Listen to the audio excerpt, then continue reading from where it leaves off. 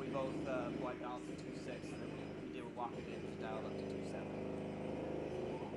So, okay. All right, thanks, Jeff. Bye. Sorry, Mike, so you did say you can have the president. It's Yeah. Mullen's first Yeah, cabinet oh yeah, meeting? absolutely. Oh, So beautiful. that's Mullen's Okay, chair right amazing. there. Perfect. All right. And then he'll get everyone else. That's perfect. Yeah. Especially the jacket. I mean, that's especially perfect. Fantastic on the broadcast. You know he's going to do? Hear that?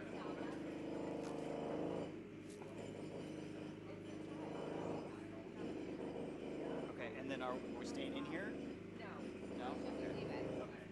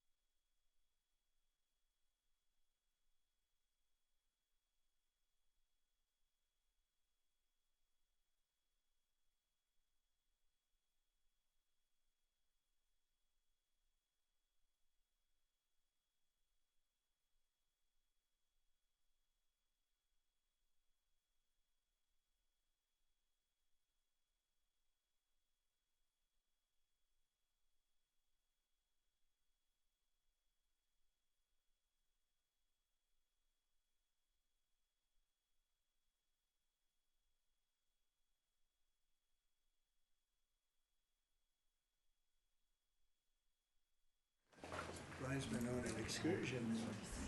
Okay.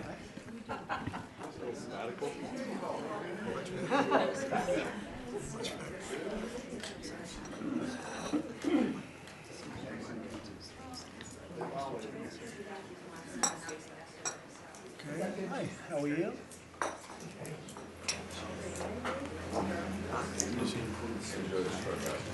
Are you all ready? A lot of media, as usual. So thank you to the incredible members of my cabinet. They're doing a phenomenal job. Everybody pretty much agrees to that, including our newest member, Secretary of Homeland Security, Mark Wayne Mullen. Thank you, Mark.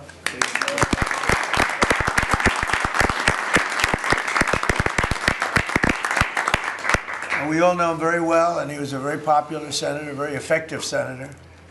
Effective probably being the more important word. JD, don't you think? Yes, sir. And we wish you a lot of luck. Thank you. I think you do fantastically well. Congratulations to you. You have an amazing family that were here yesterday in the Oval, sworn in. His family is amazing, so thank you very much. We're now on day 41 of the disgraceful Democrat shutdown of Mark Wayne's department. Congratulations. You came into a department that shut down by the radical Democrats, right? But Democrats are really punishing the American people. I saw it today on one of the shows where they were interviewing people at the airport, and they're all angry at the Democrats. They're saying they're actually angry at Schumer. I didn't think anyone knew his name. One woman said, that Schumer is disgraceful. He's a disgrace to our country. But they're angry at the Democrats. They know what's happening. But they're punishing the American people, including travelers at airports, all in the quest to return to open borders and give amnesty to illegal alien criminals. They want to give amnesty to some of the criminals that came into our country, just about all of them, actually, if you look at it. They love sanctuary cities, which is a sanctuary for criminals. They want to make sure they're taken care of. That's what we're fighting about. That's really what they're fighting. They don't talk about that, but that's what they're fighting about. They want to protect criminals. In many cases, 11,888 murders. Many of them, I will say, are gone now because of us. We got them out. But still have some left. Should have never happened. Should have never been allowed to come into our country. But we're not going to let it happen. We're not going to let the Democrats get away with this stuff. And people are wise to them. So they need to end the shutdown immediately, or we'll have to take some very drastic measures. This morning, I want to give an update on the Operation Epic Fury, which is an appropriate name because we are absolutely obliterating them. Over the past 3 weeks, we've been hitting Iran's military capabilities at a level that few people have ever seen before. People never knew there was such a capability. We have the strongest military anywhere in the world by far. I built it during my first administration, and I used it during my second administration. Unfortunately, because I'd rather not have to use it. But it's a display of force and precision and skill like nothing the world has really witnessed, although you got a pretty good witnessing of it in Venezuela also. And that was a smaller version of what we're doing now. We're crushing their missiles and drone stockpiles, destroying their defense industrial base. We've wiped out their Navy completely, their Air Force completely. We've wiped out a large percentage of their missiles. And the missile launchers, without the launchers, the missiles don't do any good.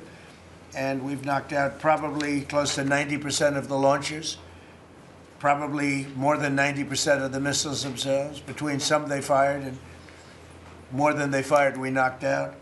We've also destroyed a lot of the factories. We're continuing to do that, but a lot of the factories where they manufacture the drones and the missiles. The drones, too, are way down, but the reason they're down is they go one way and they don't come back, because for the most part, we're shooting them down.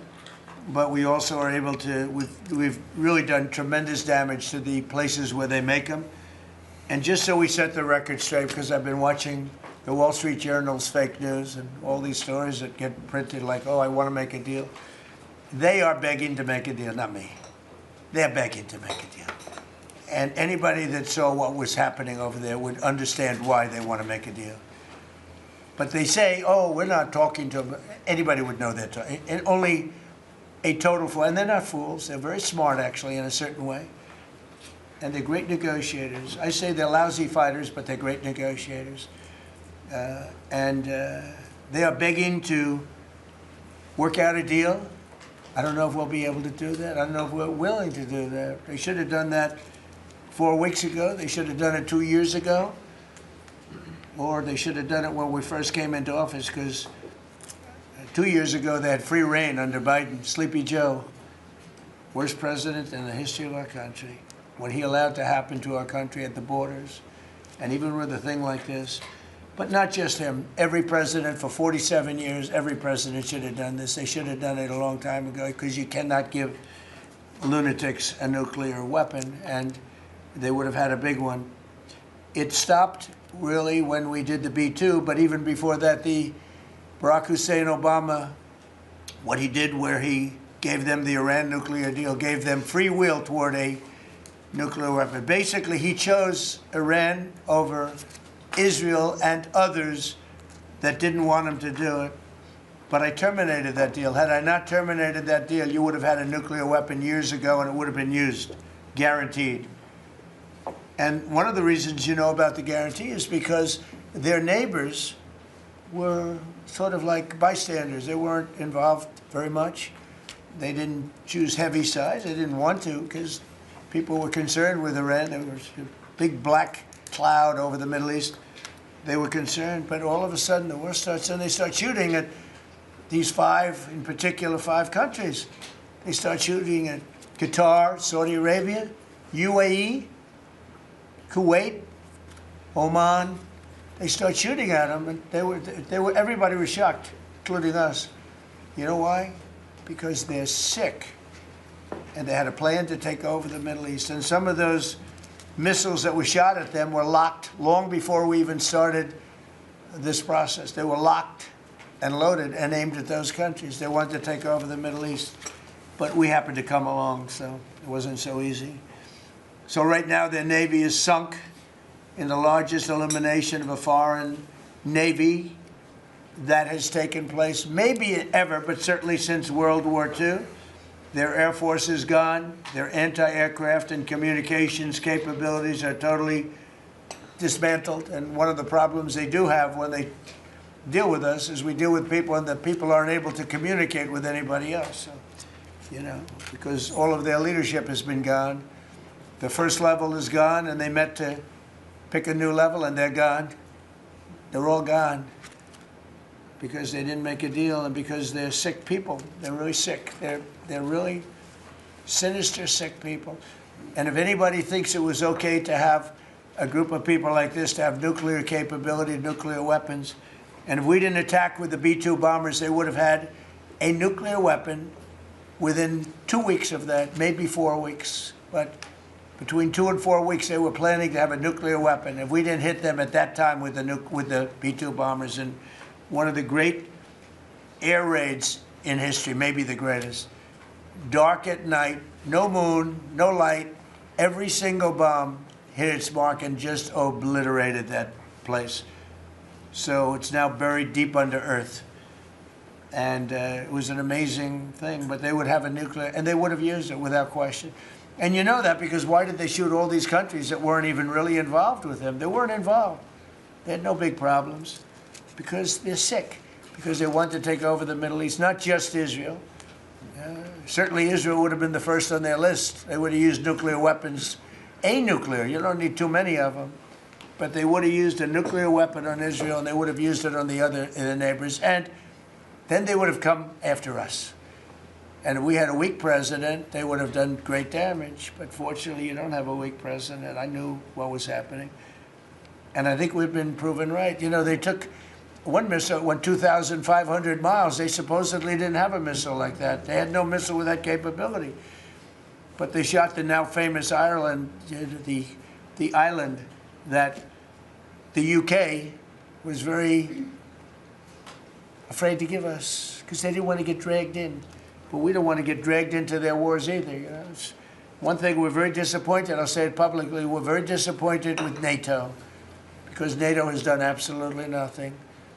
And I've always said, 25 years ago, I mean, I was somebody that wasn't a politician, but I was always involved in politics and I understood politics.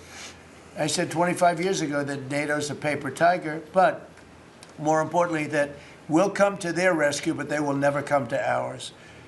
And I want you to remember that we said this. They didn't come to our rescue. Now they all want to help. When they're annihilated, the other side is annihilated, they said, we'd love to send ships. They actually made a statement, a couple of them, that we want to get involved when the war's over. No, it's supposed to get involved when the war's beginning, or even before it begins. We had the UK say that we'll send, this is 3 weeks ago, we'll send our aircraft carriers, which aren't the best aircraft carriers, by the way. They're toys compared to what we have. But we'll send our aircraft carrier when the war is over. I said, oh, that's wonderful. Thank you very much. Don't bother. We don't need it. And we don't need it, and we don't need them. We estimated it would take approximately 4 to 6 weeks to achieve our mission, and we're way ahead of schedule. If you look at what we've done in terms of the destruction of that country, I mean, we're way ahead. Think of it. They have no Navy, and they had good ships. 154 ships have been shot down and are resting very nicely at the bottom of the sea. And we did that in a matter of less than a week. Because we have the greatest military in the world by far, nobody even close.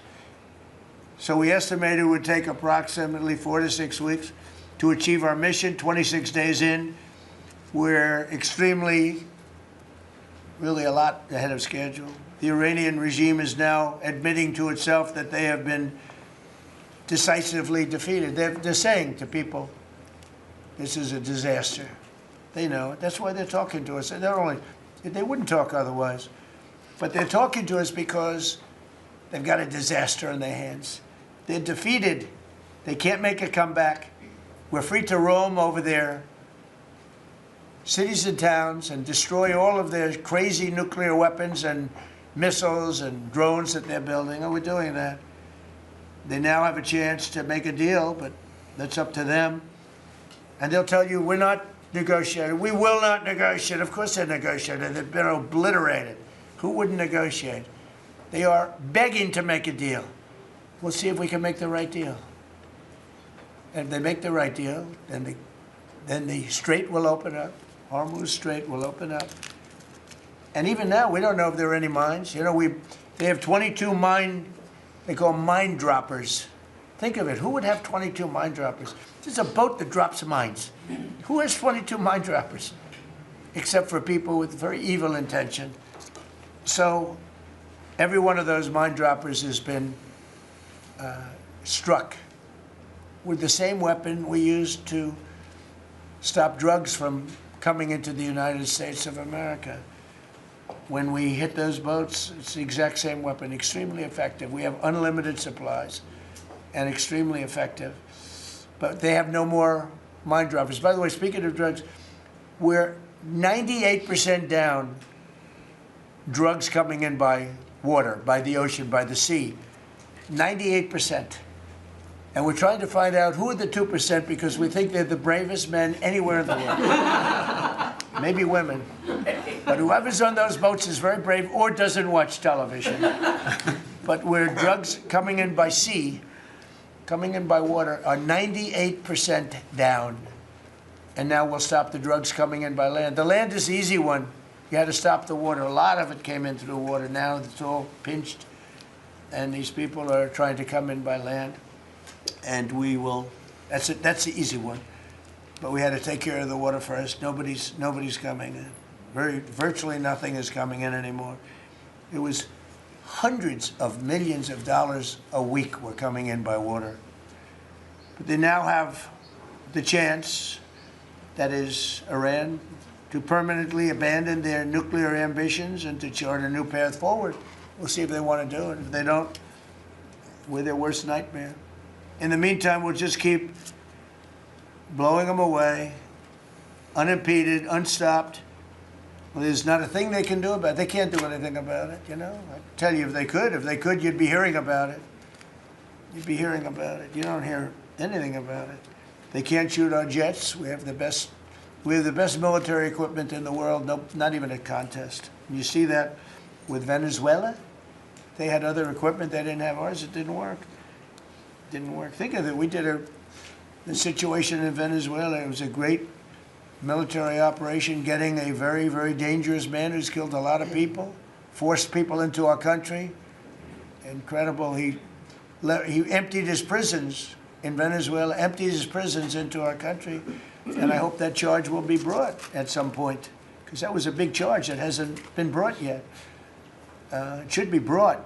He emptied his prisons into our country and was a major purveyor of drugs coming into our country. And he's now been captured and, I guess be given a fair trial. But I would imagine there are other trials coming, because they have they've really sued him just in a fraction of the kind of things that he's done. Other cases are going to be brought, as you probably know. In the meantime, with Iran, we're going to keep doing what we've been doing, and nobody's a match for the United States, but they're not a match for the United States. It's small potatoes. That's why I'm so disappointed in NATO, because this was a test for NATO. This was a test. You can help us. You don't have to, but if you don't if you don't do that, we're going to remember. Just remember this in a number of months from now. Remember my statements. They have an expression, a great expression, never forget. You can never forget. So as we end threats to America abroad, we're focused here at home on building the greatest economy in the history of the world. Now, before this started, the Dow hit 50,000. The S&P hit 7,000. Both of those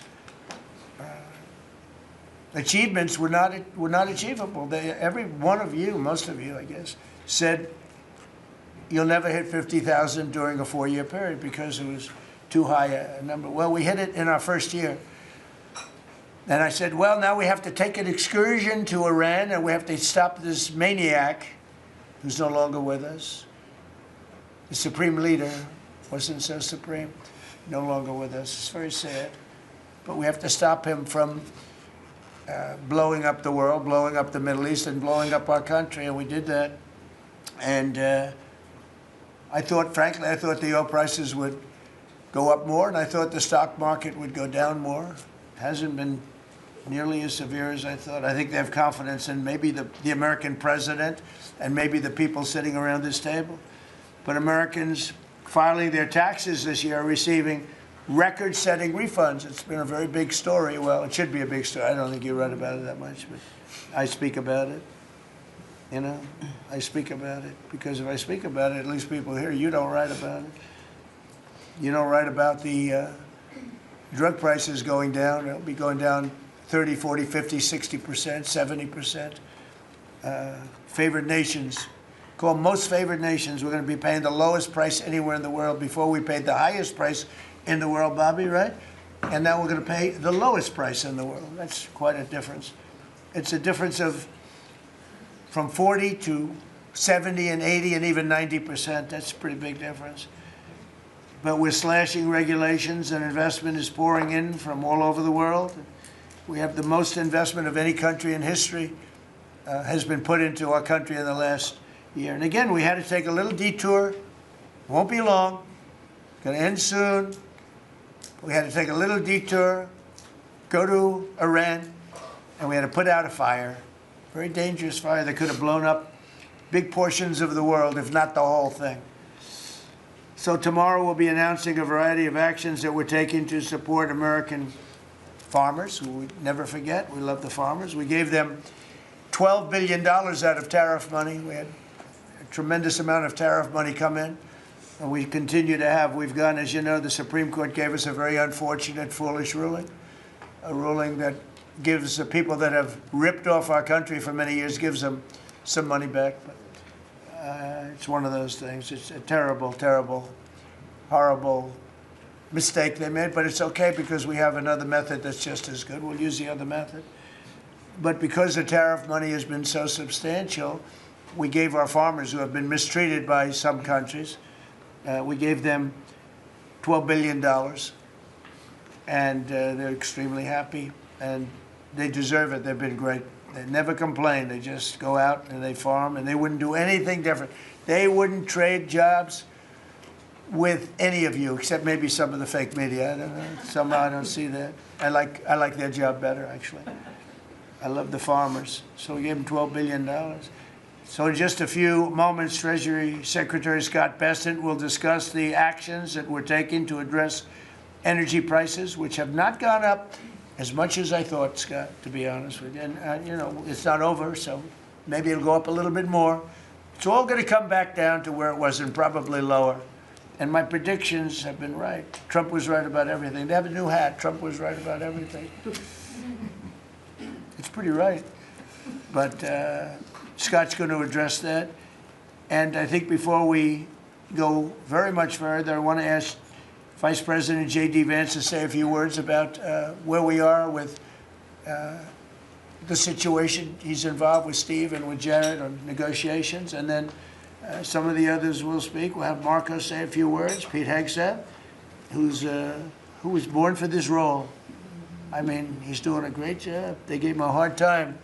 And now people, I'll tell you, somebody came up to me yesterday, gave you a very hard time, said, you know, I made a mistake. Pete Hegseth is doing a good job. So when I tell you who, you're not even going to believe it. He said Hegseth. He gave you such a nasty hard time. But you're doing great. And then Steve is going to speak, and Scott will speak last.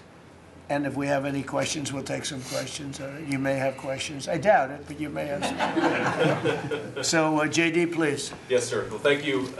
It's good to see everybody. Proud to be part of this team. Proud to be serving the president of the country. Let me just say a couple things. The first of all is the president summarized this very ably. But look, the Iranian conventional military is effectively destroyed. They don't have a navy. They don't have the ability to hit us like they could have even a few weeks ago. And what that does is that gives us options, Mr. President. Now, there's been a lot of reporting about diplomatic options, about negotiations. There's, of course, Pete and his team. There are further military options. But what we have now that we didn't have when the president took over just a little over a year ago is the ability to use every tool at our disposal to ensure that Iran doesn't get a nuclear weapon. Because when I say options, I think it's important the American people know options for what? And it's options to ensure that Iran never has a nuclear weapon. You talk about people who walk into a crowded supermarket and have a vest on, and they blow up the vest and a couple of people get killed, and that's a terrible tragedy. What happens when what's on the vest is not something that can kill a couple of people, but can kill many, many tens of thousands of people? That is the most important American national security objective that exists for any administration at any time, is you don't want the worst people in the world to have a nuclear weapon. That's why the president is doing this. That's why the president cares so much about this particular issue. I'll let Steve talk a little bit about the details of the negotiation, but the last thing I'll say before I turn it over to Marco is I'm very mindful, of course, that we have a lot of folks overseas fighting very ably for the United States of America. I know Pete and the whole team, we're very proud of them, but they're fighting at a time where we are about to enter as Christians the most important week of the Christian calendar, the Holy Week that celebrates the return of Jesus Christ to Jerusalem. And so I want to say to all of my fellow American Christians, but particularly those serving in the Gulf, that I wish you all a very blessed Easter, a very blessed Holy Week, and we continue to stand behind you and continue to support you every step of the way. Thank you, sir. Thank you very much. Marco? The most important job any president has is to keep the American people safe. And every president says it, but we have a president that means it and does something about it.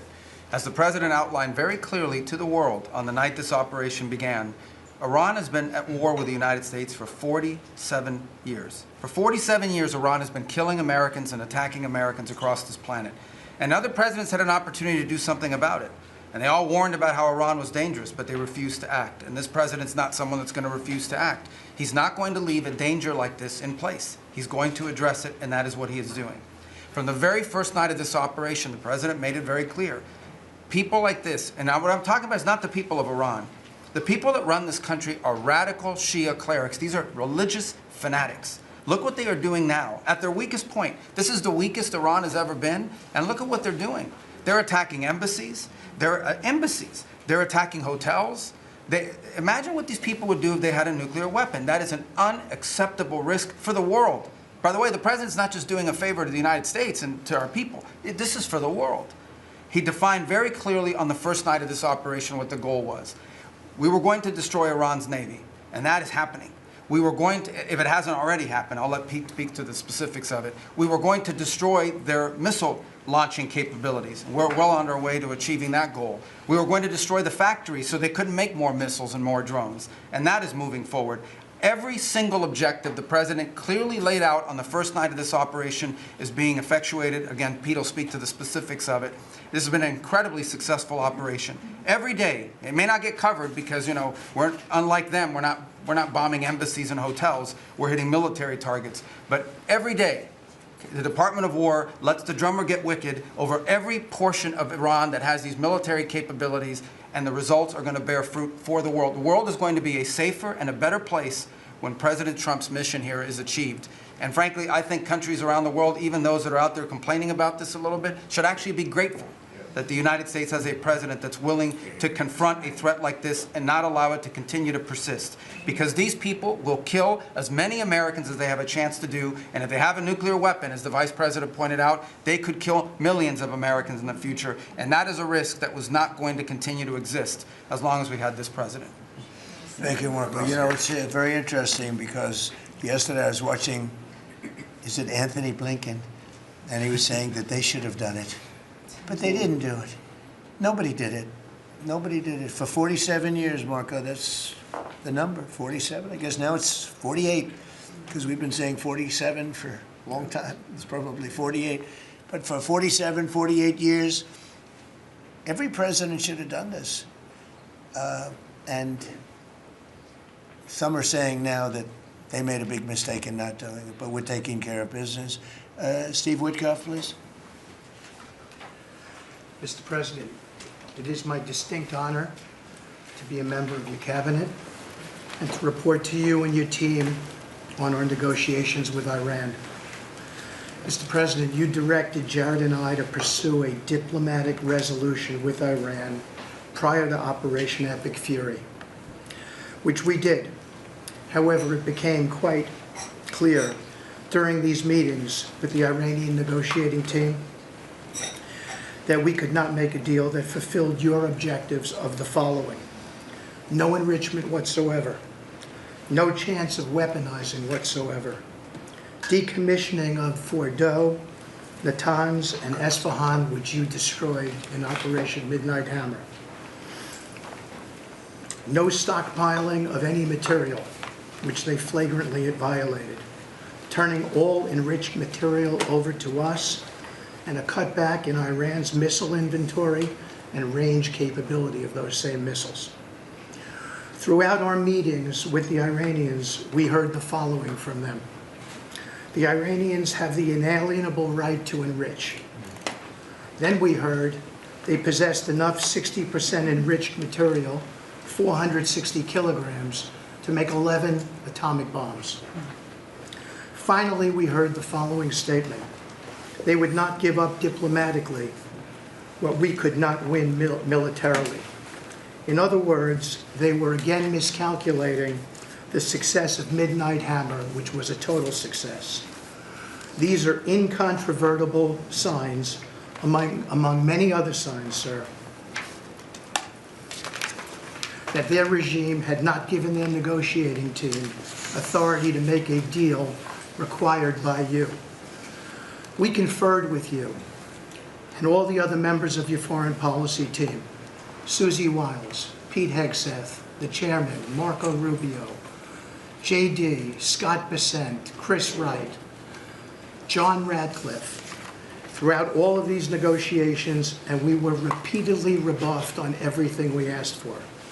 I have no doubt that we exhausted all efforts on behalf of a peaceful resolution, as you directed. Jared and I both agreed that the Iranians were there to buy time until a weaker president arrived. This was a flawed strategy, as your clear direction was to never allow Iran to obtain a nuclear weapon today or any time in the future. Against that backdrop and our compelling military successes in Epic Fury, we have had multiple reach-outs from the region and others who want to play a role in ending this conflict peacefully. I can report to you today that we have, along with your foreign policy team, presented a 15-point action list that forms the framework for a peace deal. This has been circulated through the Pakistani government, acting as the mediator. And this has resulted in strong and positive messaging in talks, as you just indicated to the press. But these are sensitive diplomatic discussions, and you have directed us to maintain confidentiality on the specific terms and not negotiate through the news media as others do. I can say this: we will see where things lead, and if we can convince Iran that this is the inflection point with no good alternatives for them other than more death and destruction. We have strong signs that this is a possibility, and if a deal happens, it will be great for the country of Iran, for the entire region, and the world at large. Your policy of peace through strength is the most effective tool for a diplomatic resolution here, just as this policy was an effective tool in each and every one of all of the other conflicts you settled in your first year. Iran is looking for an off-ramp following your powerful threat on Saturday. Your indications that you are willing to listen to peace proposals have been well received. You have instructed us that your preference is always peace, and that we should make that our priority. We have delivered that message, sir, along with the 15 points for peace. Finally, we have told Iran one last thing: don't miscalculate again. Good. Thank you very much. Good job.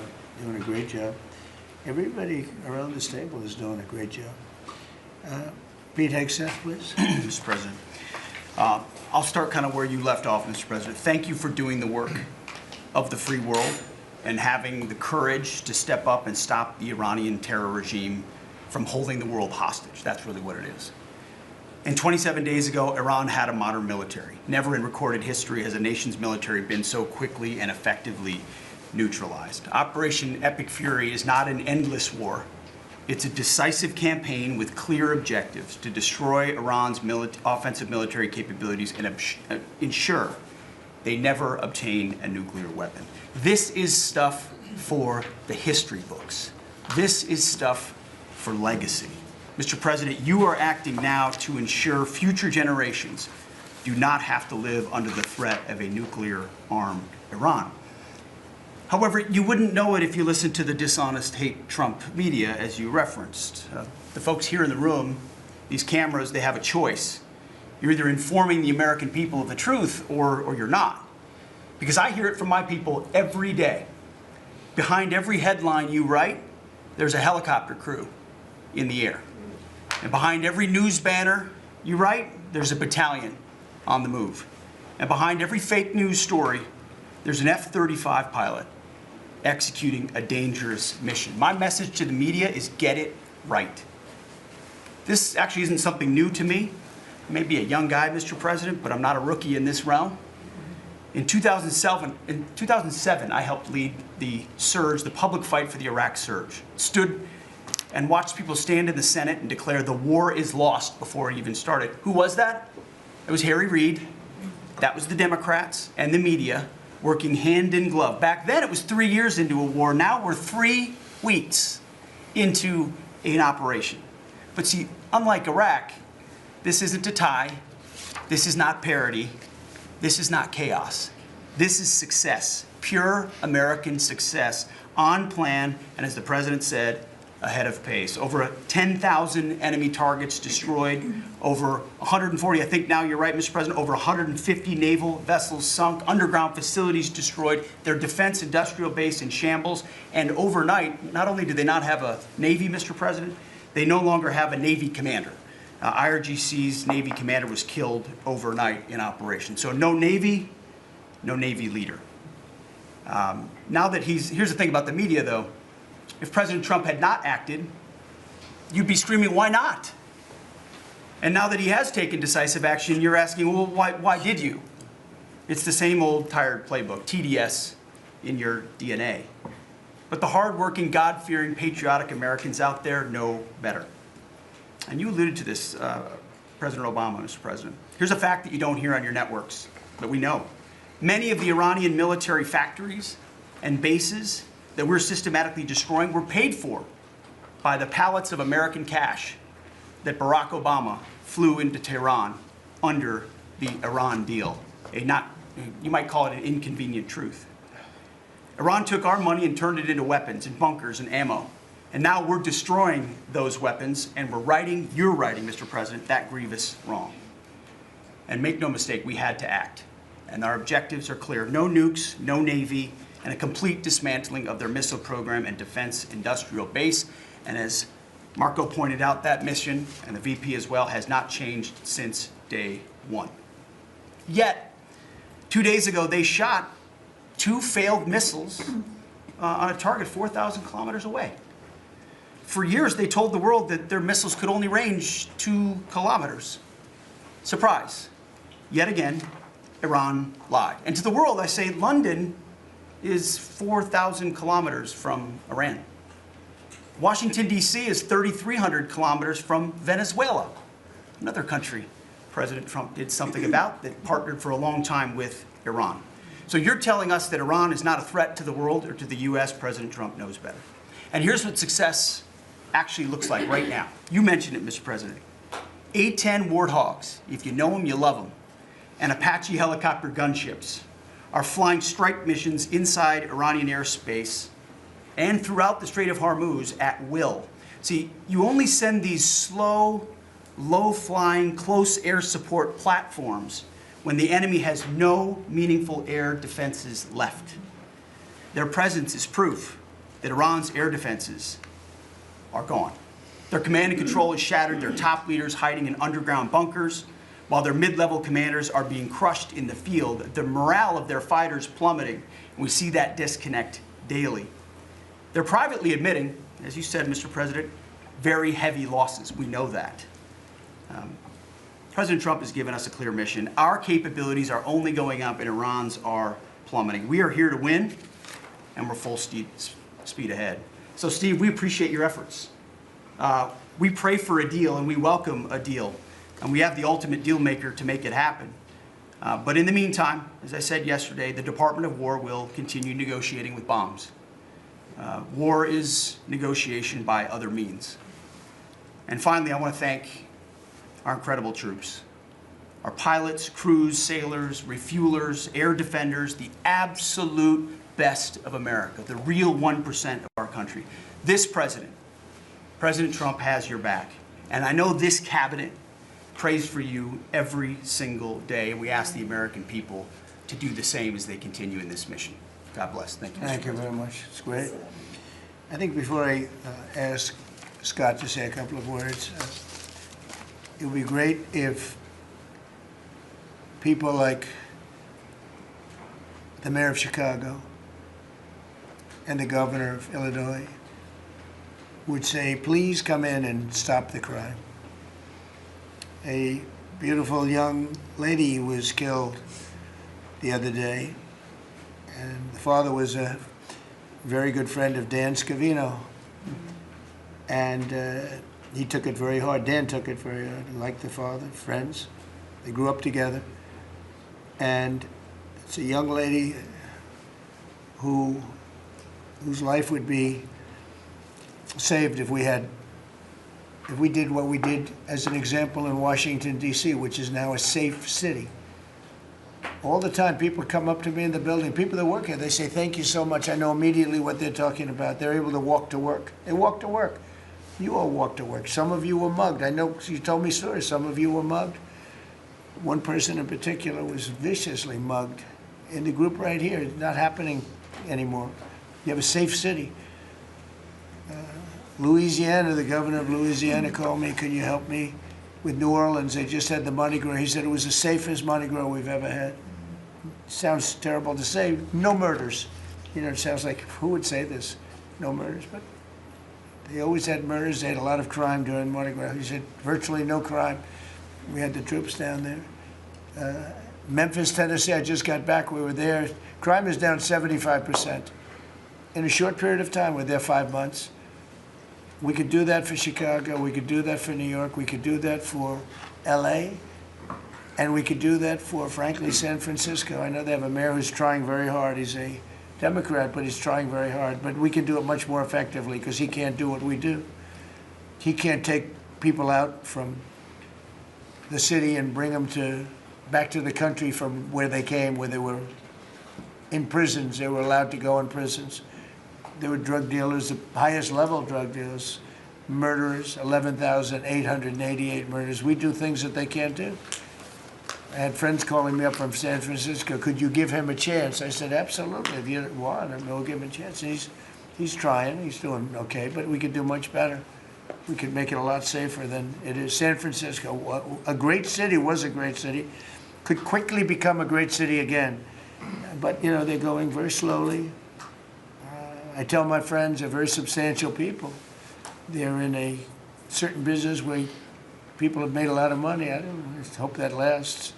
But they have a tremendous potential. It was one of the greatest cities in the world. Now it's got a lot of crime. And the mayor is really trying. Again, a Democrat trying. And I spoke to him. He just wants to have a chance. And I said, we'll give you a chance. But we can solve it very quickly. This young lady would be around today if we were around, because we have nobody coming through our border. I mean, literally for 9 months, it's zero. It's hard to believe that that number could be possible because millions of people came in through Biden. But nobody even tries. We don't have the caravans of thousands, 25, 30,000 people pouring into our border. They come up in caravans. We don't have caravans anymore. There's no such thing anymore. There's a name that I think I developed, but somebody developed it, but I think it was me. I thought it was an appropriate name. Thousands of people would come up and just barge into our country, totally unchecked, totally unvetted. And this man came in, Dan, right? And he came in through the ridiculous open border of Biden. If we were there, the election was rigged. What are you going to do? Came back, big comeback. But if we were there, we wouldn't have had people coming through. It's amazing. You know, it's so easy now because everyone knows they're not getting through. We don't have any caravans. Once they know that, when it was easy to come through. When I heard that they had an open border policy, I said, boy, this is going to be, I couldn't believe it. But when it was actually, you know, it dawned on me because I had built 1,000 miles of wall and we were finishing up some and he didn't want to finish it up. I said, they really do want to have an open border. And we got it finished. But that young lady would be alive today. And she'd be alive for another reason, because we would have the National Guard in Chicago and in New York and in other places. And they love doing it. It's like training, to be honest. It's actually training. I never want to take them out of D.C. I mean, maybe somebody later on will do it, but I never want to take. You know, the people, they look, they say, we feel so good, we feel so safe. We see these beautiful, strong people, and they're so nice. They help. They open the doors for people. They carry bags. They pick up paper when they see paper on the ground. I looked at D.C. last night. I drove to make a speech, and I drove through, and I said, take me this way, take me that way. The city's clean. The fences are down. You don't have homeless all over your parks. I mean, we had parks. There was no room for anything else other than homeless. It's all clean and nice. And it'll be even more beautiful in a year from now. And we have some projects that are great. This ballroom is going to be something that's so beautiful for the city, so desperately needed by presidents. I mean, now it's no secret the military wanted it more than anybody. It was supposed to be secret, but it became unsecret because of people that are really unpatriotic saying things. But doesn't matter. Doesn't matter. It's going to be great. We're building an arc, a triumphal arc, which will be incredible for the city. Incredible. We're fixing up what was the Kennedy Center. You know, I was honored when the board changed the name a little bit. Actually, it shows that the Republican and the Democrats, they work together. It's really something we work together. I think it's a great symbol, actually. But we're doing a lot of work. That building's ready to fall down. It's in terrible shape. We're closing it. We're going to open it with a bang, and less than 2 years. It'll come in under budget, ahead of schedule. That's what I do. It won't be like the Federal Reserve that's costing $4 billion or something thereabouts. Think of it, $4 billion. You know, it's amazing. I said to the group before, I said, everything I do, I get sued. I build under budget, ahead of schedule. I get sued over a ballroom that's going to be the most beautiful ballroom in the country, so desperately needed. You won't have to have tents sitting on the wet White House lawn. If it rains, you get wiped out, to honor the president of China or the president of France or the president of somewhere. You can have the greatest. We get sued by the National Trust for Historic Preservation. They don't know what they're doing. Then I just found out we got sued by that group and another group, I guess, on the fixing up of again, I'll use the old name, Kennedy Center, because they're not fixing up Trump Kennedy. It's going to be beautiful when you add the name Trump. But we got sued. And all I'm doing is fixing it up. We're fixing broken marble. We're putting on a roof because it leaks like a sieve. We're fixing steel that's broken. It's the same building, same exact building. We're fixing it. It's going to be beautiful. It's going to be so beautiful and safe. It's actually unsafe. You had some of those columns on the outside that were painted a fake gold. Now we painted them a beautiful white color, beautiful cream white. It's beautiful. Everyone said it's so much more beautiful now. Instead of a cheap, you can't imitate gold. See, I'm a gold person. It's all real stuff. You can't imitate it. Someday they'll discover a paint that will look like gold, and the guy's going to be the richest man in the world. But you can't imitate real gold. It just doesn't. That's 24 karat, which is what this building deserves. But think of it. I get sued because I'm fixing up the Trump Kennedy Center. We're going to make it gorgeous and safe. We're fixing new windows, new this, but just all fix up. I got sued by preservationists. But you know who they didn't sue? The man that took this beautiful Federal Reserve building. That's small, much smaller than the hotel I built. I built the Waldorf Astoria Hotel down the road. And it was a beautiful job for $201 million. It's bigger, I think, than the Federal Reserve building. And it's got rooms and bathrooms, and it's not like just an open office space, which is much cheaper to build. Think of this. I hear he's going to be over $4 billion for a little building. He doesn't get sued by anybody but me. I sue because it's either somebody's very crooked, which has to be, because what happened to all that money? You can't sue. I would have done that building for $25 million. It's going to cost maybe $4 billion, and we have a great new person coming in to take over the Fed. And Kevin may not ever have an office, because I don't know if they're going to be able to build. I passed that building the other day. It's a see-through. You know what see-through means? There's no walls up. And they're going to spend. But the National Trust for Historic Preservation, which is a joke, by the way, they didn't sue that building. They didn't sue anybody. But they sue me, and I build. And by the way, my buildings, it's all donations. Rich people and people are putting up the money. Zero taxpayer dollars. Is that right, Scott? Yes, zero taxpayer dollars. This stuff is all done for free, and I get sued. This could only happen to Trump. But they don't sue the guy whose interest rates are too high. That's why we call him Too Late. His name is Jerome Powell. We call him Jerome Too Late Powell. And done a terrible job. He suffers from Trump derangement syndrome, as he probably should, because I hit him pretty hard. But so I don't blame him. But they don't sue a man who has taken this gorgeous building, ripped it down from the inside, taking ceilings that are as beautiful as you've ever seen, taking the ceilings down instead of leaving them, taking walls down that were 2 feet thick of solid concrete and plaster, replacing them with 6-inch walls with no insulation. I said, let me ask you, are you going to put insulation in? No, it's not in the budget. Insulation costs $5. Now you're going to hear the guy next door. If he's next door to me, I'll be able to hear his military plan. I'll know exactly. If Lutnick is in there, I'll say, oh, I know exactly what Lutnick's got planned. It's the craziest thing I've ever seen. They've ripped this gorgeous building apart, and you can never build it again. You can, I could, but it costs a lot of money. But a normal person can never build. So you're going to have crummy little walls, a flat little ceiling eventually, but right now you don't have anything. And nobody sues this guy. And then when Jeanine Pirro, working with Pam and others, has the courage to sue to find out what happened to maybe $4 billion and a building that may never be occupied by Kevin Warsh. He may never get there. We're going to have to find him some space in the White House.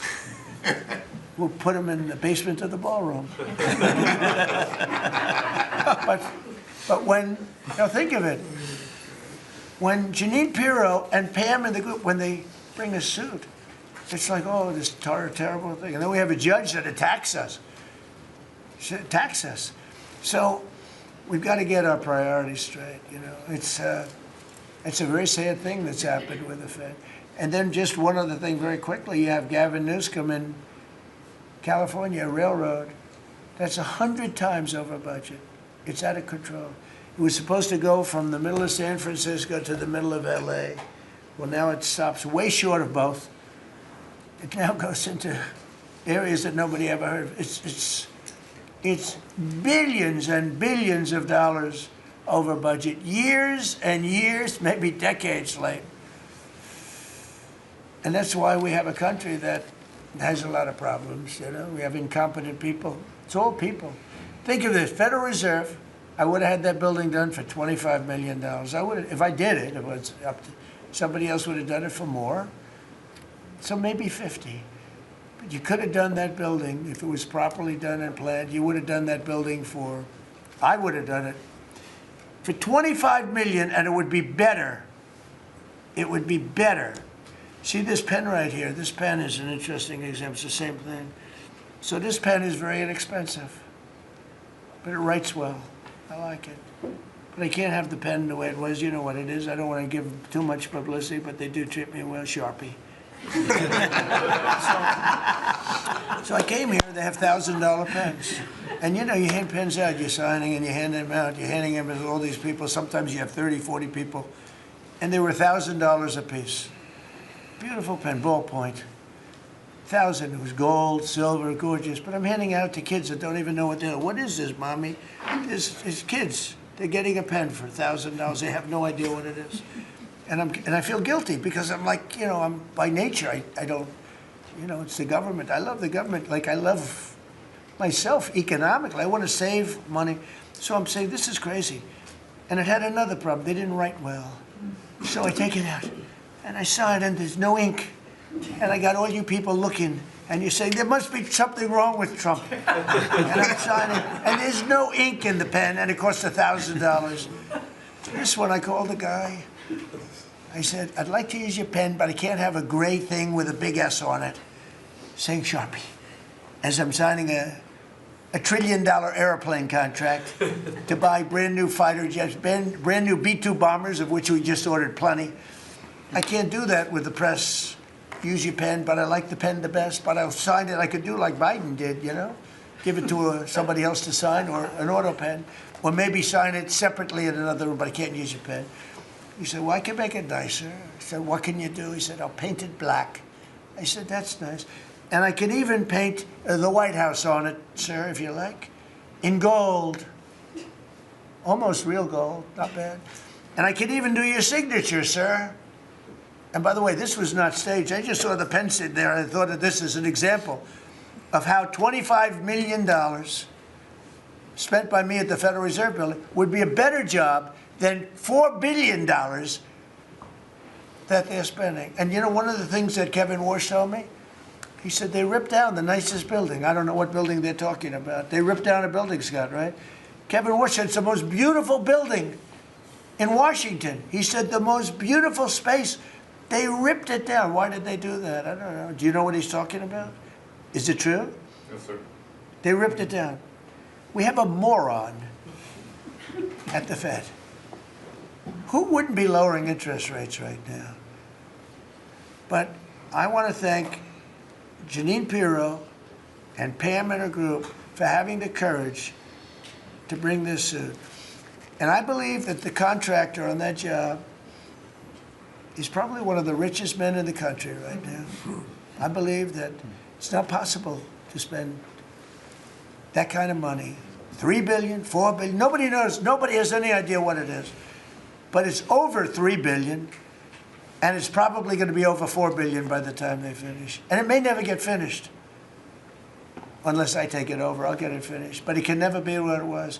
It's never going to have those beautiful ceilings. It's never going to have those incredible walls. The walls were 1.5 feet thick of solid masonry. They ripped them down for no reason. And I just give you the story. And just to finish on this one, so I told that story to somebody and said, yeah, but it's not the same thing. I said, you're right. This one is better. It writes.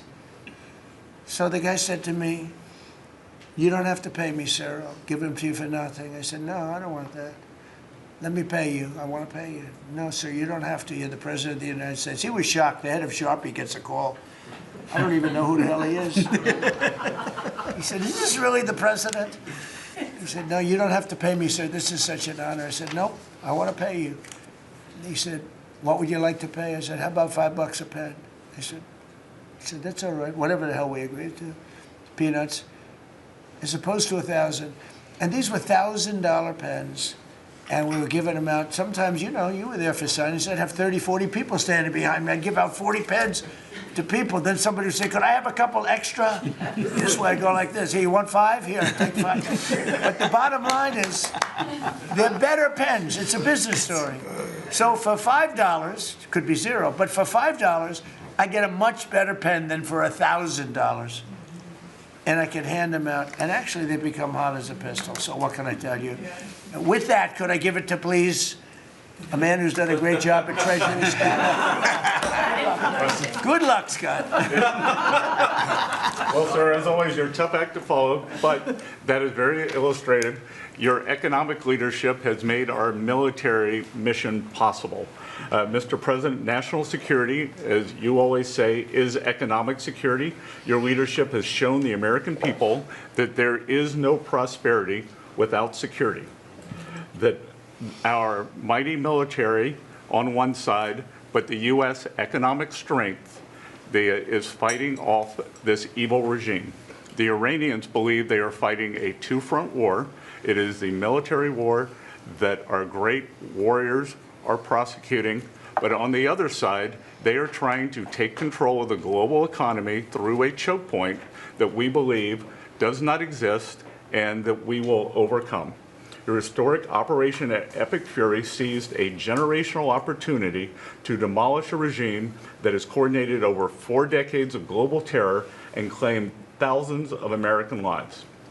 Many people, especially the Democrats, underestimate the will of the American people for short-term volatility for 50 years of safety that we are going to have on the other side of this.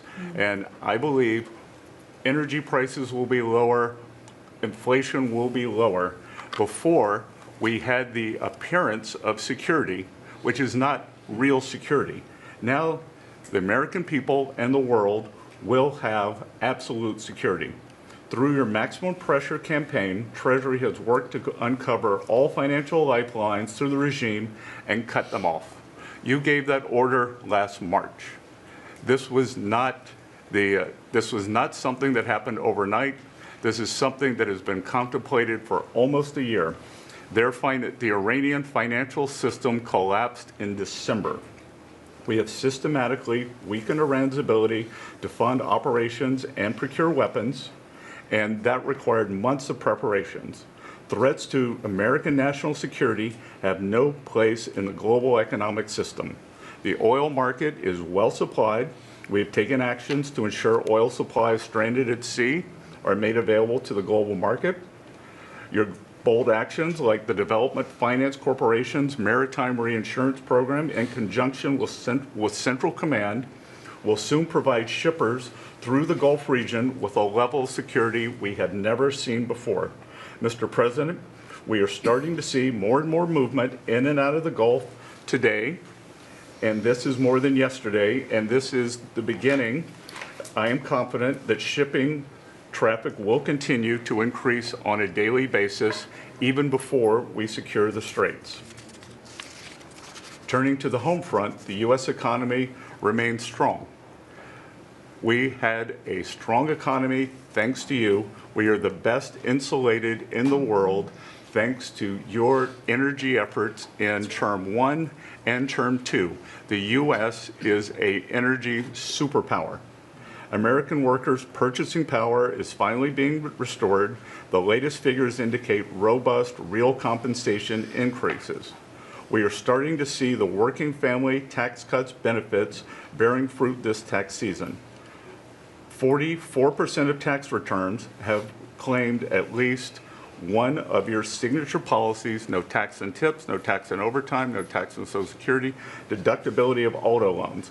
The average tax refund is up more than 10% for working Americans.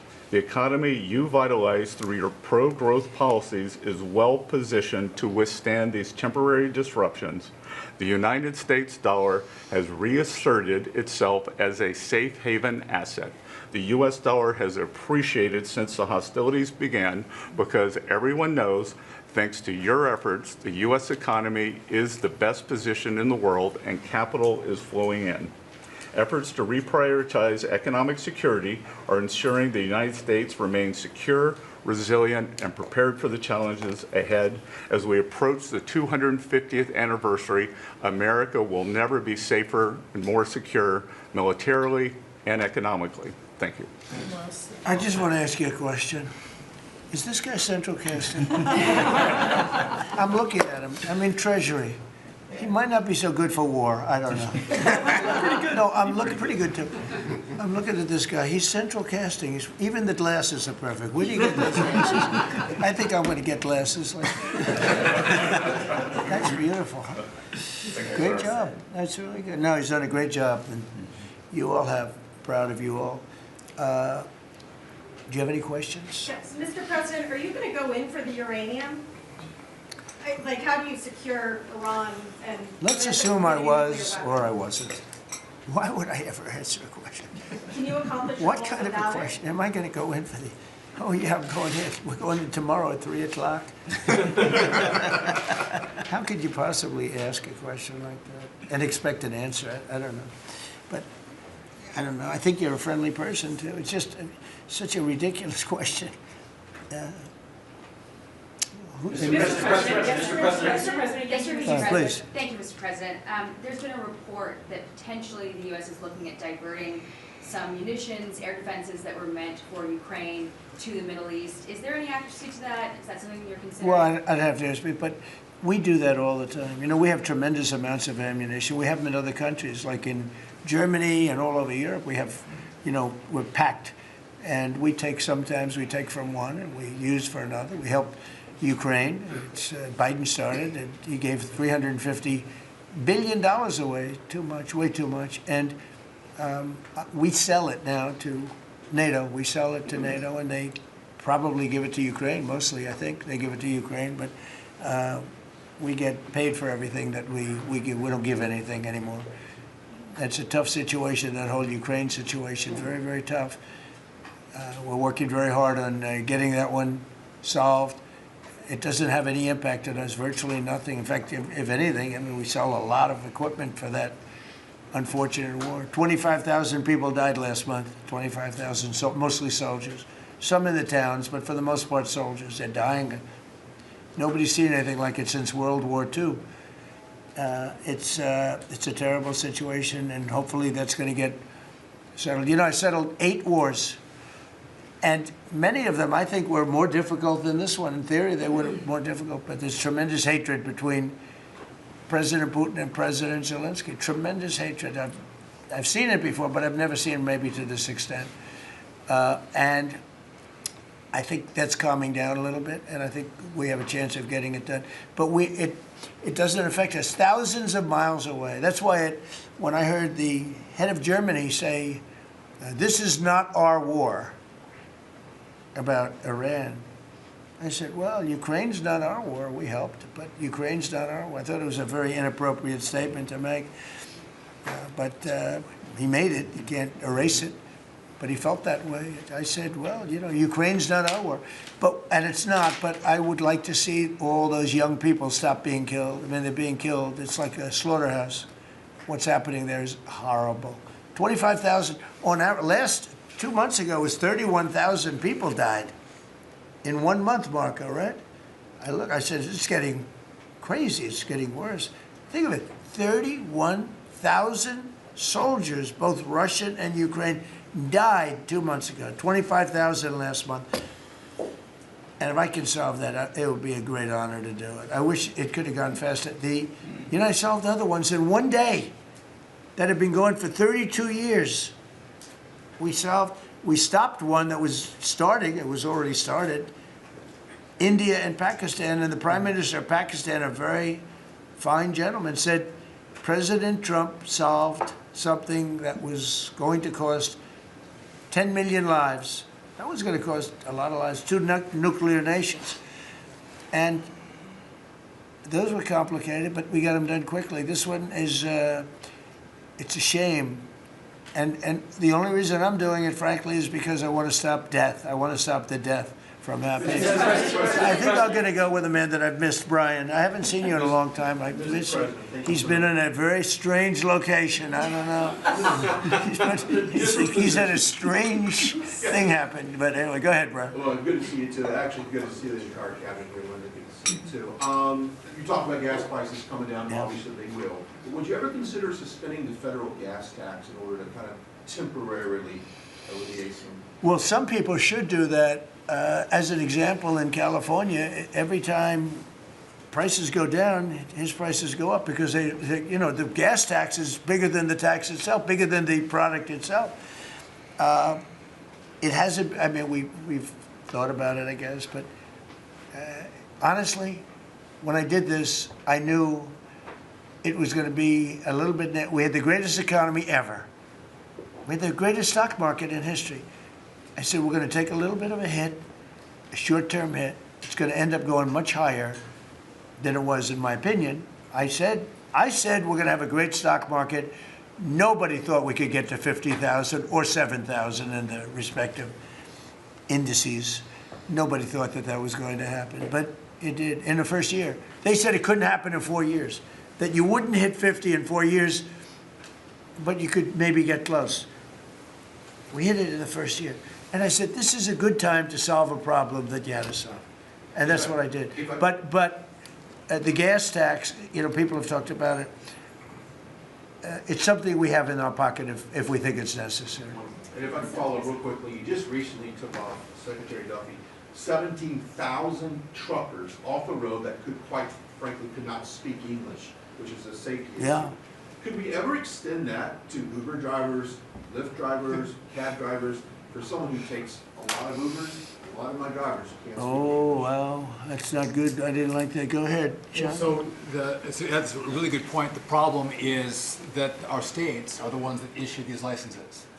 So with commercial driver's licenses, we do have some federal control.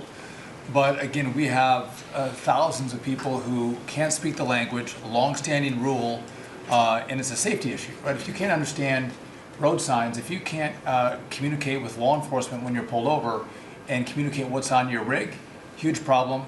But the last administration, Mr. President, they let truck driving schools self-certify that they were qualified to train truck drivers. And so this is like the Leering Center.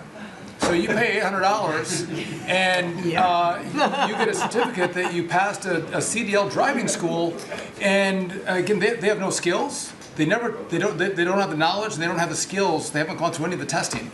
And then they get licenses, and they're killing Americans on our roads. So it's remarkable, the rot that the last administration allowed to take place. We are ending that, and I need partnership with our states. Even California started to come on board. Even Gavin has started to play ball with us, which is surprising. Shocking. Not all the way, a little bit of ball. Mr. President, it's interesting because I just saw something that the nursing home business and the daycare centers in particular they went out and inspected them in Minnesota, and they didn't exist. They're knocking on, there happens to be a young man, Nick, nice young man. He's done a very good job. They're knocking on doors. It's like homes. And they're getting hundreds of thousands of that. They didn't exist. And in California, it's worse. It's even worse. And I spoke with Russell Vogt. I said, Russell, don't send them any money. He said, but we have a court order that we have to. Can you believe it? A judge. The judges are really hurting this country.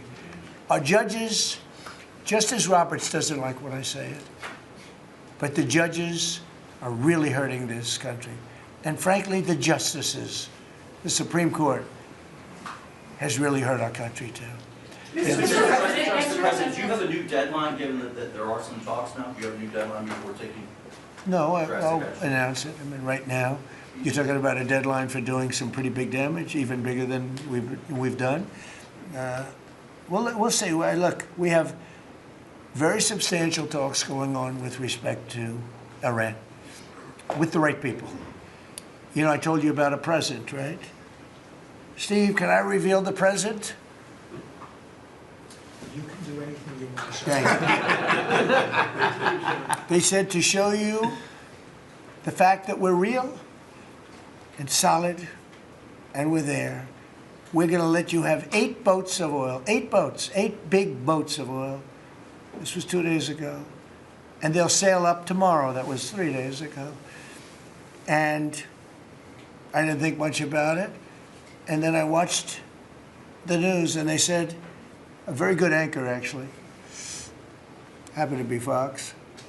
But I watched it, and he said, something's unusual happening. There are 8 boats that are going right up the middle of the Hormuz Strait. 8 big tankers are going loaded up with oil right through. And I said, well, I guess they were right, and they were real. And I think they were Pakistani flagged. Yes. And I said, well, I guess we're dealing with the right people. And actually, they then apologized for something they said, and they said, we're going to send 2 more boats. And it ended up being 10 boats. All right. I hope I haven't screwed up your negotiations, but I thought it was appropriate to say, because I did taunt you the other day by saying they're going to give us a present. There were 2 illegal immigrants who were arrested at San Francisco airport for ignoring deportation orders. At the same time, as you highlighted, really great reception from American travelers for ICE agents. Is there a PR aspect of this that can allow future deportations to go on with less protesting, less outrage? Yeah, it's amazing, because by putting ICE there, look, the press was very unfair to ICE. So was everyone else. These are great American patriots. They have a tough job. They have to find murderers and take them out of our country. I wouldn't want to do it. You wouldn't want to do it. Most people wouldn't want to do it. They do it. And, 11,888 murderers. And that's murderers. That's not drug dealers. That's not lots of other things. It's not people from mental institutions. Entire jail populations were released from major countries and let into our country through the open border. And ICE has done an amazing job. I wouldn't want that job. It's a tough job, dangerous job.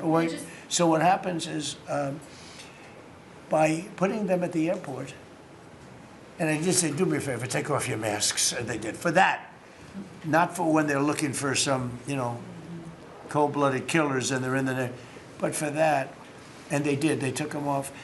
And the passengers, I see the interviews of people, they're saying, these are nice people. One person said, he's a very strong man, but he's a nice guy. He grabbed my bag. He helped a woman with a bag that she couldn't lift. And I'll tell you, I don't want to use the word rehab, because there was nothing to rehab, but rehab from the press, because the press is so tough on them. And these crooks in Minnesota, these crooked politicians and dirty cops. They're dirty cops, they're dirty politicians. Waltz is a dirty, crooked politician. The Attorney General is a crooked guy. He's no investigations, and I hope JD's going to do a great job. He's in charge of it now with somebody who's very talented. But I think it's easy stuff. They say $19 billion, think of it, is missing. $19 billion. If we would solve half of the fraud problem, Pam, in this country, we would have more than a balanced budget. We'd have a surplus. And in the case of Minnesota, it's very Somalia-oriented. Think of it, these people come from a crooked country, disgusting country, one of the worst countries in the world. Acknowledged to be one of the worst countries in the world. Some people say it's the worst. They have no money, they have nothing. They come to our country, low IQs, and they rob us blind. Stupid people.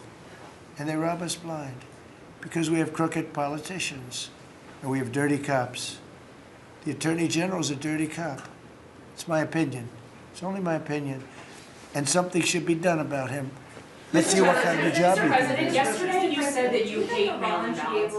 Excuse me? Should Iran be able to charge a toll for the Strait of Hormuz? They're charging some vessels to go through. Oh, yeah. Well, should they be able to? I mean, they shouldn't be able to, but they're doing it a little bit. I don't know. Look, their capability is a lot less than it was 2 weeks ago. And with every week and every day, frankly, it gets less and less. All I can tell you is they're begging to make a deal. So let's see what happens. We may make a deal.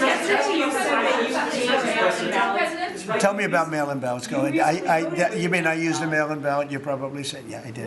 You know what? Because I'm President of the United States, and because of the fact that I'm President of the United States, I did a mail-in ballot for elections that took place in Florida, because I felt I should be here instead of being in the beautiful sunshine taking. But you were in Palm Beach, sir, the last few weekends. That's right, and I decided that I was going to vote by mail-in ballot because I couldn't be there, because I had a lot of different things. But you know, we have exceptions for mail-in ballots. You do know that, right? So if you're away, we have an exception. If you're in the military, we have an exception. If you're on a business trip, we have an exception. If you're disabled, we have an exception. And if you're ill, if you're not feeling good, whatever. So I was away, mostly in Washington, D.C., so I used a mail-in ballot. But I appreciate the question, because I know it was so well-meaning. Yeah. Mr. President, I actually just looked up the company that owns Sharpie, and they stock turned positive after you mentioned it. By the way, they deserve it. It's a good product. So you gave a 5-day deadline. With oil tankers going through the Strait of Hormuz, is that a condition to move that 5-day deadline? Well, we don't want anything impeded. We want ships to go through. We don't know that they've dropped any mines, by the way, because we blew up all their mine droppers, right? We blew up every one of them. They're going to have to take them out on a rowboat or something. I don't know how the hell they get them out there, but we don't really know. You might speak to it. We don't know. There could be a few of them out there, but that's a lot. You know, if you have $1 billion ship and you get hit by a mine, it's not the greatest thing in the world. So if you think, the problem with that, that's not like you've decimated a military. If you think there may be a mine, that's a bad thought, and it stops things up. How are we doing in that regard, Peter? Mr. President, you're right. We have so heavily degraded their coastal defense capabilities and their naval capabilities that any strategic or operational attempts to do those types of things are extremely limited. And we continue to move over the top of that. Now, whether Iran makes a wise choice or not to try to execute that is part of how this deal comes together. But with every passing day, the military pressure that we're putting on them lessens their ability to really hold that militarily at issue. I mean, the problem with the issue of the Hormuz Straits is this. We've decimated them as a military. No Air Force, no Navy, very few rockets left. We blew up so many. Hard to manufacture them. Same thing with drones. The leadership is gone. The problem with the Straits is this. Let's say we do a great job. We say we got 99%. 1% is unacceptable, because 1% is a missile going into the hull of a ship that cost $1 billion, right? So 1% is we can't. If we do a 99% decimation, that's no good. So it's really, you know, a little bit. But I have a feeling it's going to clean up pretty quickly. I could just say this: they want to make, and I probably hurt our little negotiation. It gives them a little impetus to say, well, I wish you didn't say that. But they said yesterday that we weren't negotiating with them, and now they admit that we were negotiating with them. So they want to make a deal. The reason they want to make a deal is they have been just beat to shit. So are you thinking of taking control of Iran's oil? It's an option. I mean, I wouldn't talk about it, but it's an option. Is that something you've thought about? Well, in Venezuela, we've done very well working with Venezuela, certainly. And we've taken in billions and billions of dollars. And by the way, Venezuela is doing better right now than they've ever done in the history of their country. And it's sort of like a joint venture. But the United States has made a lot of money, Marco, right? With it. Do you want to talk about that for a second? About Venezuela? Yeah. Yeah, I mean, I think Venezuela in the first 2 months of this year generated more revenue from oil sales than they had most of all of last year. But the money's not being stolen anymore. And it's being held in a U.S. Treasury blocked account. And to the extent it's flowing to the Venezuelan government, it's going to help people, like fund hospitals, pay teachers. It's not And we being get a stolen. lot of it. And they got more than they have in many years. Think of it. We get a lot of it. We have a deal. We get a lot of it. We had 100 million, think of this, 100 million barrels we took in the first 2 weeks. 100 million barrels. That's a lot of oil. It's a lot of ships. And we got some and they got some. We paid for the ships. A lot of money left over. And Venezuela has done better now with us. Call it a partner, call it whatever you want. We've made a lot of money, and they've made a lot of money. We've paid for the cost of that military hit many, many times over. And we've only just started. Our relationship with Venezuela has been amazing. The people, actually, I'm the highest polling person. And in other words, after the presidency, I think I may go to Venezuela and run for president against Elsie. I may run against Elsie. It's an option. No, they like me in Venezuela, but it's an option for me. It's a wonderful option. Yes. There's some reports that Gulf allies are concerned about winding down the war too soon and potentially leaving Iran. Well, they'd probably like us to stay, but the concern. If we don't stay, look, it's a beautiful thing about airplanes that go 2,000 miles an hour is you can get back there very quickly. If we don't stay, we're going to be protecting them. We know, they've been very good.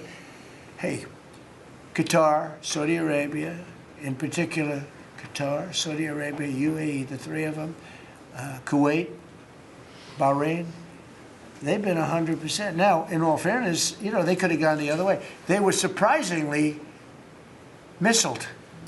They were shot at. Nobody ever thought they'd be shot at. UAE had 1,400 missiles aimed at them. Fortunately, they had the greatest anti-missile weapon in history called the Patriot. Almost every single missile was shot down. We had an incident recently where 101 missiles were shot at a certain thing that we own that's very valuable. 101 missiles going 2,000 miles an hour. Out of the 101 missiles, every single one of them was shot down in midair and fell into the ocean. It's amazing technology. There's nobody has equipment like we have. Is it even possible to wipe down the war while Iran still has that enriched uranium? Is it even possible to Well, wipe you're down? going to have to see, but, I think we're in just very good shape. We're roaming, you know what we're doing? You know the word roaming free?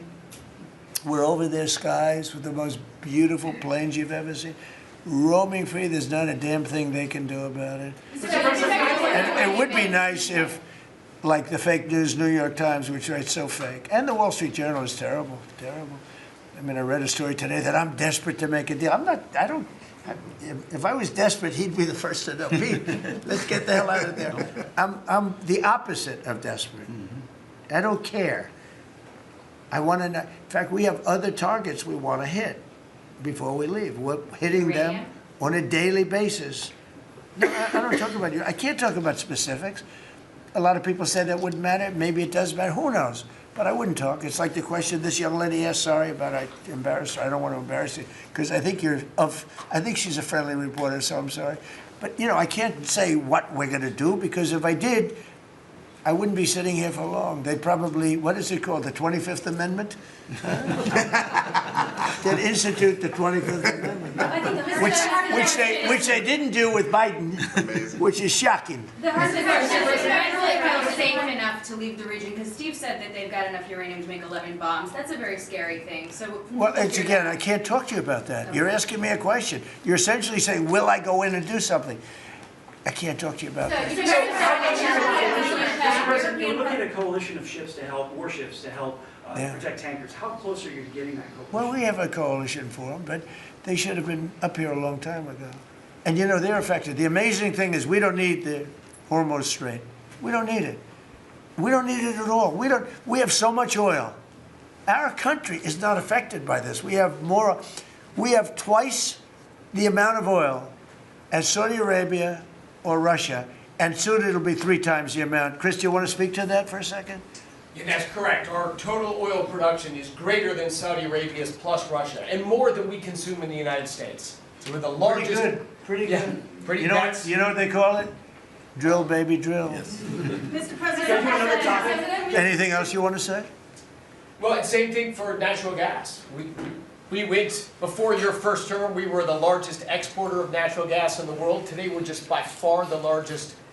I mean, we were the largest importer, now we're by far the largest exporter, and it's growing rapidly this year. New facilities are coming online, new production's ramping up. We're doing an amazing job. We're getting a lot of help from that man right over there. He's getting approvals done quickly and very environmental. He's an environmentalist, actually. He does a great job, but he gives you a fast approval or rejection. Do you have anything to say?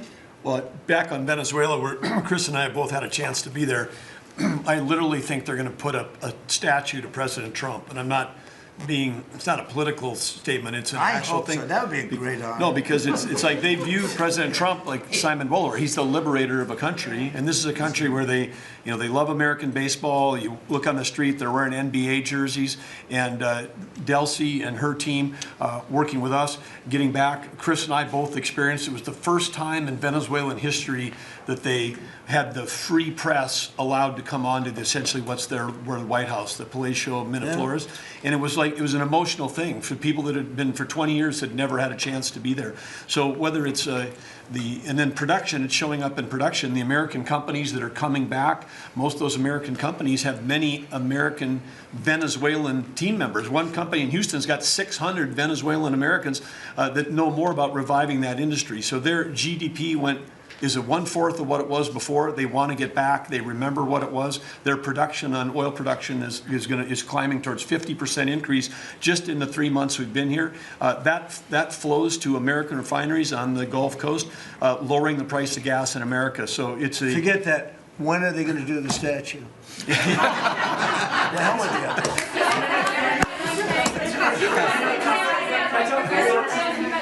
Thank you. You've been really honest about how disappointed you are in Sir Keir Starmer, particularly in relation to Iran. So I'm curious about your phone calls with him, how easy they might be. And also, were you surprised by Are we talking about Starmer? Yes. And are you surprised by how weak I think he's a lovely man. I do. I think he's a lovely man. But I think he did something that was shocking. He didn't want to help us. And maybe in particular that country, we were the longest bond, the longest ally. Australia too. Australia was not great. I was a little surprised by Australia. I wouldn't say anybody was great other than the 5 countries in the Middle East. We never really had very much support. We spend trillions of dollars supporting countries, and this is Little League. This isn't the big league deal. This is sort of Little League pool for us. Look, we decimated them in a period of a week. In the first week, it was over. In the first few days, it was over. I think the Navy took us 3 days to essentially annihilate that. They weren't there. So if there's ever a big one, which I hope there's not, but if there's ever a big one, I don't think they're going to be there. And that's not fair. And we have to remember that as a country, because we spend trillions of dollars protecting Europe, protecting the countries of NATO. They weren't there for us for small time. This is small time. You know what? Venezuela is a big deal, but it's not the big one. They weren't there. So what makes you think they'd be there if we needed them for something? And your prime minister was not there, as you know. He was there after we won. He said, we'd like to send some ships. I said, we already won. We don't need them anymore. But can you explain why he was reluctant to help? Why he what? Why he was reluctant to help with Iran? He didn't have to. I didn't ask him. I just said, just tell me no. I mean, we're always going to be there, or at least we were. I don't know about anymore, to be honest with you. I would have to be honest. We were always there when they needed help. We always would have been there when they needed help. I mean, think of it. We're there to protect Europe from Russia. In theory, it doesn't affect us. We have an ocean, big, fat, beautiful ocean. But we're there to protect NATO, to protect them from Russia. But they're not there to protect us. It's ridiculous. It doesn't make sense. I tell you, a lot of people were big NATO people. I was never big. I was okay. I got them to pay 5%. By the way, they haven't paid it yet. You know that. You know, I got them to pay 5% from 2% to 5%. They didn't pay it yet. I got them to pay up to 2% because they weren't paying the 2%. Then I got them to pay 5%, which they should be at. And we had a lot of, oh, that was great, great. Oh, only Trump could do it. But the problem is they haven't paid. Because if you look at the numbers, they haven't paid yet. So we were there for them, but they were not there for us. Did we need them? No. I never thought we needed them.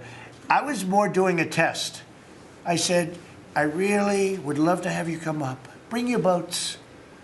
You can sail through the beautiful Hormuz Straits, and you can protect people that are being shot at. They didn't do it. And that's small potatoes. Do you understand what I'm saying? Yeah, I do. Go ahead. In the US, I was just going to say, does it affect the state visit with the king that you're going to have in April? Are you looking forward to that? With the king? With the king No. coming No, he's a friend of mine. He's a great gentleman. As you know, he honored me and our country. He really honored our country. But we had an amazing time. I've known him as Prince Charles. I know him as King Charles. I'm proud of him. He's fighting a tough battle. He's tough. I think he's a fantastic. It has nothing to do with that. It's different. But he's going to be here very soon, as you know. We're going to have a state dinner. It's going to be great. But I was very disappointed when the Prime Minister said, I won't be able to. It started with the island that the indigenous have claimed away from your country. And for some reason, you went for it. And all of a sudden, indigenous people that never saw the place, they never saw it. He was afraid that we would do something to insult, because he's a liberal. That's the way they think. And when we needed the island to land that beautiful B-2 bomber, we were told we can't use it. We'd have to fly back to Missouri, which is a 17-hour flight, as opposed to a couple of hours. And I said, you gotta be kidding. Not good. They made a big mistake. Mr. President, is the Friday deadline for Iran, is that pushed back now, and if not? I don't know yet. I don't know. Mr. Witkoff and JD and Jared will tell me whether or not they think it's going along, and if it's not going along, maybe not. And we have a lot of time. You know what? It's a day. In Trump time, a day, you know what it is? That's an eternity.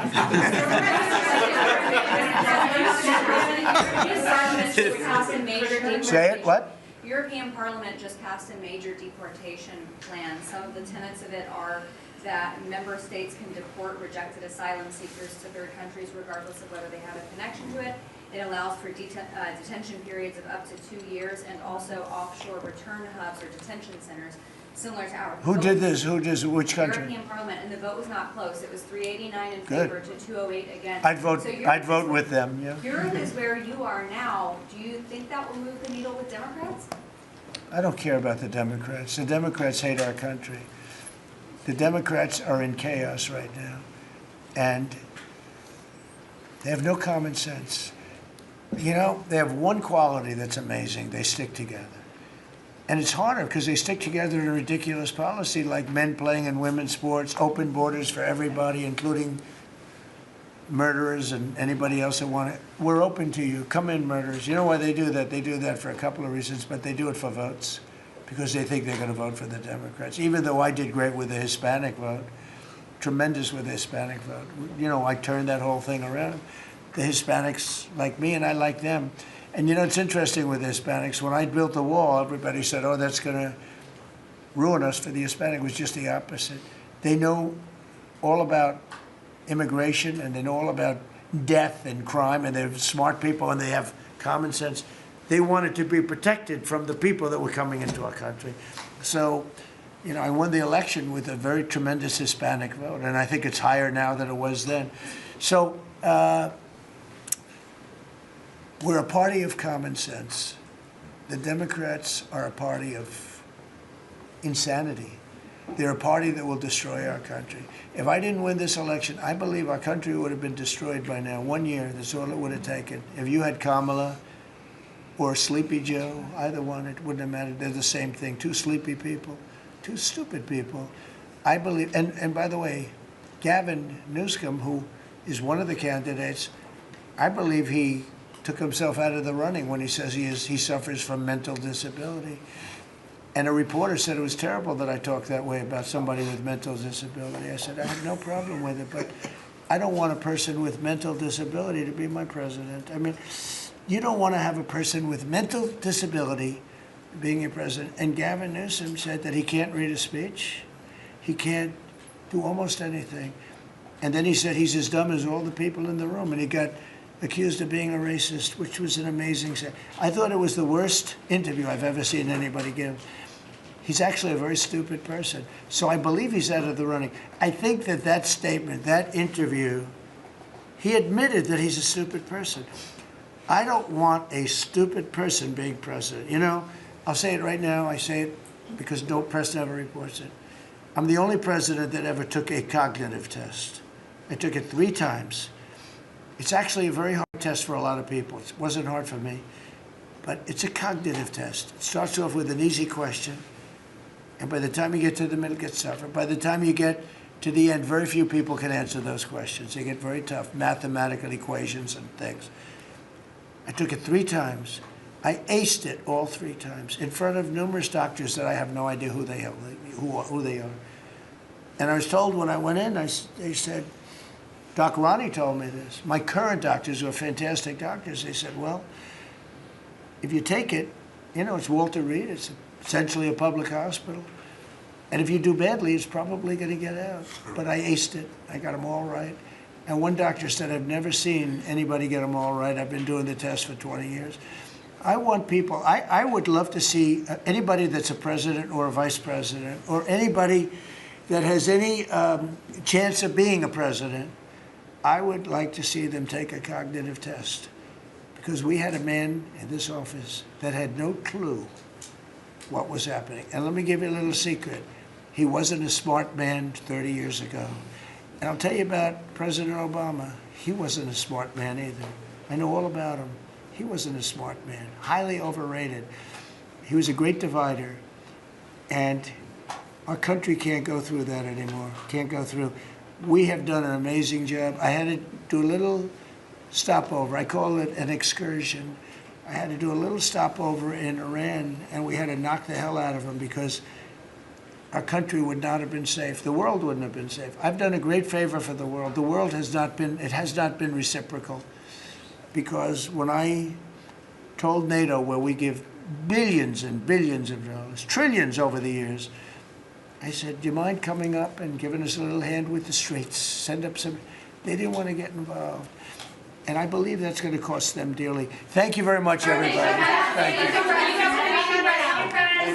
Thank you very much. Thank you, Mr. President. Keep moving. Thank you, guys. Keep moving. Thanks, keep moving, guys. Thank you, press.